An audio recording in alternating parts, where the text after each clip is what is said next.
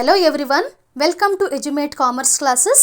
ಇವತ್ತಿನ ವಿಡಿಯೋದಲ್ಲಿ second PUC business ಸ್ಟಡೀಸ್ನ ಒಂದು ಇಂಪಾರ್ಟೆಂಟ್ ಕ್ವೆಶನ್ ಲೆವೆಲ್ಸ್ ಆಫ್ ಮ್ಯಾನೇಜ್ಮೆಂಟ್ನ ನಾನು ಡಿಸ್ಕಸ್ ಮಾಡ್ತಾ ಇದ್ದೀನಿ. ಕ್ವೆಶನ್ ಹೇಗಿರುತ್ತೆ ಅಂದರೆ, management is a 3 tier activity. Show the levels of management with a neat diagram. Explain them with examples. 8 ಮಾರ್ಕ್ಸ್ನ ಕ್ವೆಶನ್ ಆಗಿರೋದ್ರಿಂದ ಮೀನಿಂಗನ್ನು ಬರಿಬೇಕು. ಮ್ಯಾನೇಜ್ಮೆಂಟ್ನ ಅರ್ಥ. ಮ್ಯಾನೇಜ್ಮೆಂಟ್ ಅಂತ ಅಂದರೆ ಬದಲಾಗ್ತಾ ಇರುವ ಈ ನಮ್ಮ ಪರಿಸರದಲ್ಲಿ ಸೀಮಿತ ಸಂಪನ್ಮೂಲಗಳನ್ನು ಸೀಮಿತ ವೆಚ್ಚದಲ್ಲಿ ಬಳಸ್ಕೊಂಡು ನಮ್ಮ ಸಂಘಟನೆಯ ಕಾರ್ಯವನ್ನು ಬೇರೆಯವರಿಂದ ಅಥವಾ ಬೇರೆಯವರ ಜೊತೆಗೆ ಮಾಡಿಕೊಂಡು ನಮ್ಮ ಸಂಘಟನೆಯ ಉದ್ದೇಶವನ್ನು ಯಾವ ರೀತಿಯಾಗಿ ಸಾಧಿಸಬಹುದು ಅನ್ನುವಂಥದ್ದೇ ಮ್ಯಾನೇಜ್ಮೆಂಟ್. ಈ ಮ್ಯಾನೇಜ್ಮೆಂಟ್ನ ಲೆವೆಲ್ಸನ್ನು ನಾವು 3 ರೀತಿಯಾಗಿ ಡಿವೈಡ್ ಮಾಡ್ತೀವಿ. Top level management, middle level management ಮತ್ತು operational level management.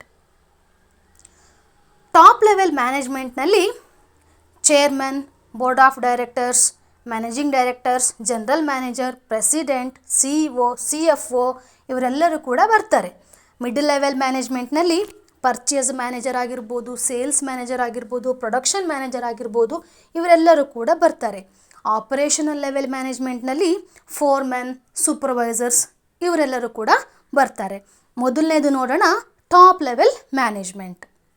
Top level ಮ್ಯಾನೇಜ್ಮೆಂಟ್ನಲ್ಲಿರುವಂತಹ ಸಿಬ್ಬಂದಿಗಳು ಏನಿರ್ತಾರೆ, ಇವರು ಉಳಿದ ಎಲ್ಲ ಸದಸ್ಯರಿಗಿಂತ ಹೆಚ್ಚಿನ ಜವಾಬ್ದಾರಿ ಇರುವಂತಹ ಸ್ಥಾನದಲ್ಲಿರ್ತಾರೆ.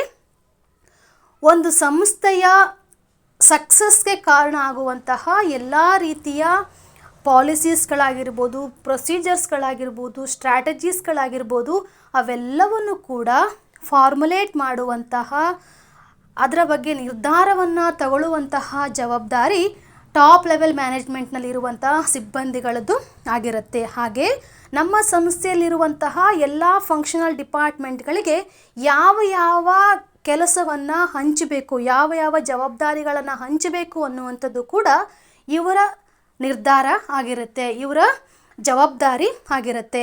Next one, middle level management. Middle level ಮ್ಯಾನೇಜ್ಮೆಂಟ್ನಲ್ಲಿ ನಮ್ಮ ಸಂಸ್ಥೆಯಲ್ಲಿ ಇರುವಂತಹ ಎಲ್ಲ ಫಂಕ್ಷನಲ್ ಡಿಪಾರ್ಟ್ಮೆಂಟ್ಗಳ ಹೆಡ್ಗಳು ಇಲ್ಲಿ ಬರ್ತಾರೆ. ಪರ್ಚೇಸ್ ಡಿಪಾರ್ಟ್ಮೆಂಟ್ನಲ್ಲಿ ಪರ್ಚೇಸ್ ಮ್ಯಾನೇಜರ್ ಆಗಿರ್ಬೋದು, ಸೇಲ್ಸ್ ಡಿಪಾರ್ಟ್ಮೆಂಟಲ್ಲಿ ಸೇಲ್ಸ್ ಮ್ಯಾನೇಜರ್ ಆಗಿರ್ಬೋದು, ಪ್ರೊಡಕ್ಷನ್ ಡಿಪಾರ್ಟ್ಮೆಂಟಲ್ಲಿ ಪ್ರೊಡಕ್ಷನ್ ಮ್ಯಾನೇಜರ್ ಆಗಿರ್ಬೋದು, ಇವರೆಲ್ಲರೂ ಕೂಡ ಇಲ್ಲಿ ಬರ್ತಾರೆ.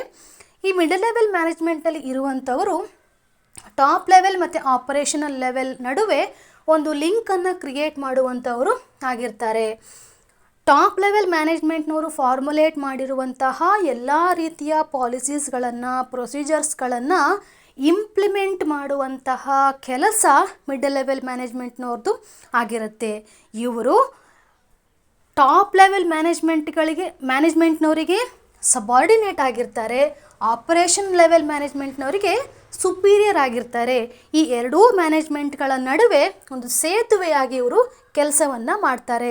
ಟಾಪ್ ಲೆವೆಲ್ ಮ್ಯಾನೇಜ್ಮೆಂಟಿಂದ ಬಂದಿರುವಂತಹ ಎಲ್ಲ ಪ್ಲ್ಯಾನ್ಸ್ಗಳನ್ನು, ಸ್ಟ್ರಾಟಜೀಸ್ಗಳನ್ನು ಇಂಪ್ಲಿಮೆಂಟ್ ಮಾಡುವಂತಹ ಜವಾಬ್ದಾರಿ ಮಿಡಲ್ ಲೆವೆಲ್ ಮ್ಯಾನೇಜ್ಮೆಂಟ್ದು ಆಗಿರುತ್ತೆ.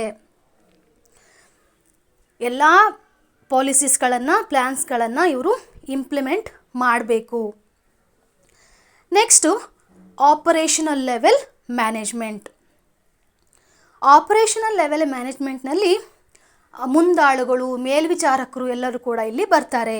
ಸೂಪರ್ವೈಸರ್ಸ್, ಫೋರ್ಮನ್, ಇವ್ರ ಕೆಲಸ ಏನು ಅಂತ ಅಂದರೆ ಎಂಪ್ಲಾಯೀಸ್ ಮತ್ತು ವರ್ಕರ್ಸ್ಗಳಿಂದ ಕೆಲಸವನ್ನು ಮಾಡಿಸ್ಕೊಳ್ಳುವಂಥದ್ದು ಇವರ ಕೆಲಸ, ಇವರ ಜವಾಬ್ದಾರಿ.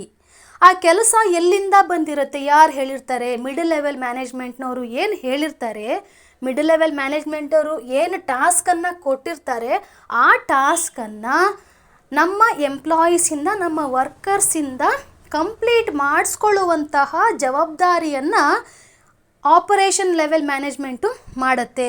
ಈ operation level management middle level management ಮತ್ತು ವರ್ಕರ್ಸ್ನ ನಡುವೆ ಒಂದು ಲಿಂಕನ್ನು ಕ್ರಿಯೇಟ್ ಮಾಡುತ್ತೆ. ಮಿಡಲ್ ಲೆವೆಲ್ ಮ್ಯಾನೇಜರ್ ಏನು ಹೇಳಿರ್ತಾರೆ, ಆ ಕೆಲಸವನ್ನು ವರ್ಕರ್ಸಿಂದ ಮಾಡಿಸ್ಕೊಳ್ಳುವಂತಹ ಒಂದು ಕೆಲಸವನ್ನು, ಜವಾಬ್ದಾರಿಯನ್ನು ಇವರು ನಿಭಾಯಿಸಬೇಕಾಗತ್ತೆ. ಇದು ಆಪರೇಷನಲ್ ಲೆವೆಲ್ ಮ್ಯಾನೇಜ್ಮೆಂಟ್.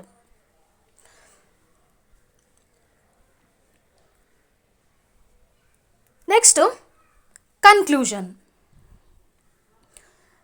8 ಮಾರ್ಕ್ಸ್ನ ಕ್ವಶನ್ ಆಗಿರೋದ್ರಿಂದ ಕನ್ಕ್ಲೂಷನನ್ನು ಬರಿಬೇಕು. ಕನ್ಕ್ಲೂಷನಲ್ಲಿ ಏನು ಬರುತ್ತೆ ಅಂತ ಅಂದರೆ, ಈ ಲೆವೆಲ್ಸ್ ಆಫ್ ಮ್ಯಾನೇಜ್ಮೆಂಟ್ನಲ್ಲಿ ಏನು ಹೈರಾರ್ಕಿ ಇದೆ, ಈ ಹೈರಾರ್ಕಿಯಲ್ಲಿ ಯಾರೆಲ್ಲ ವ್ಯಕ್ತಿಗಳು ಬರ್ತಾರೆ. ಒಂದು ಸಂಘಟನೆ ಅಂತ ಅಂದರೆ ಒಂದು ಗ್ರೂಪ್ ಆ್ಯಕ್ಟಿವಿಟಿ, ಒಂದು ಆರ್ಗನೈಸೇಷನ್ ಅಂತ ಅಂದರೆ ಅಲ್ಲಿ ಒಬ್ಬ ವ್ಯಕ್ತಿ ಇರೋದಿಲ್ಲ, ಅಲ್ಲಿ ಒಂದು ಗ್ರೂಪ್ ಕೆಲಸ ಮಾಡುತ್ತೆ. ಆ ಗ್ರೂಪ್ನಲ್ಲಿ ಇರುವಂತಹ ಪ್ರತಿಯೊಬ್ಬ ವ್ಯಕ್ತಿಯ ಕಾಂಟ್ರಿಬ್ಯೂಷನ್ ಕೂಡ ಸಂಸ್ಥೆಯ ಸಕ್ಸಸ್ಗೆ ಕಾರಣ ಆಗುತ್ತೆ. ಹಾಗಾಗಿ ಒಂದು ಸಂಸ್ಥೆಯಲ್ಲಿರುವಂತಹ ಪ್ರತಿಯೊಬ್ಬ ಇಂಡಿವಿಜುವಲ್ಲು ಕೂಡ ಅವನ ಟಾಸ್ಕನ್ನು ಕಂಪ್ಲೀಟ್ ಮಾಡೋದ್ರ ಜೊತೆಗೆ, ಅವನ ರೆಸ್ಪಾನ್ಸಿಬಿಲಿಟಿಯನ್ನು ಕಂಪ್ಲೀಟ್ ಮಾಡೋದ್ರ ಜೊತೆಗೆ ಆರ್ಗನೈಸೇಷನ್ನ ಸಕ್ಸಸ್ಗೆ ಅವನು ಕಾರಣ ಆಗಬೇಕಾಗತ್ತೆ. ಆಗ ಮಾತ್ರ ಒಂದು ಬಿಸ್ನೆಸ್ ಆಫ್ ದ ಆರ್ಗನೈಸೇಷನ್ ಸಕ್ಸಸ್ಸನ್ನು ಕಾಣೋದಕ್ಕೆ ಸಾಧ್ಯ ಆಗತ್ತೆ. ಹಾಗಾಗಿ ಪ್ರತಿಯೊಬ್ಬ ಇಂಡಿವಿಜುವಲ್ನ ಕಾಂಟ್ರಿಬ್ಯೂಷನ್ ಆರ್ಗನೈಸೇಷನ್ನ ಸಕ್ಸಸ್ಗೆ ಬೇಕು ಅನ್ನುವಂಥದ್ದು ನಿಮ್ಮ ಕನ್ಕ್ಲೂಷನ್ ಆಗಿರಬೇಕು. ಇದಿಷ್ಟು ಮ್ಯಾನೇಜ್ಮೆಂಟ್ನ ಲೆವೆಲ್ಸ್, ಅದಕ್ಕೆ ಸಂಬಂಧಪಟ್ಟಂಥ ಡೀಟೇಲ್ ಇನ್ಫಾರ್ಮೇಷನ್. ಯಾರೆಲ್ಲ ನನ್ನ ಚಾನಲ್ನ ಸಬ್ಸ್ಕ್ರೈಬ್ ಮಾಡ್ಕೊಳ್ದೆ ನೋಡ್ತಾ ಇದ್ದೀರಾ, ದಯವಿಟ್ಟು ಸಬ್ಸ್ಕ್ರೈಬ್ ಮಾಡಿಕೊಂಡು ನೋಡಿ. Thank you.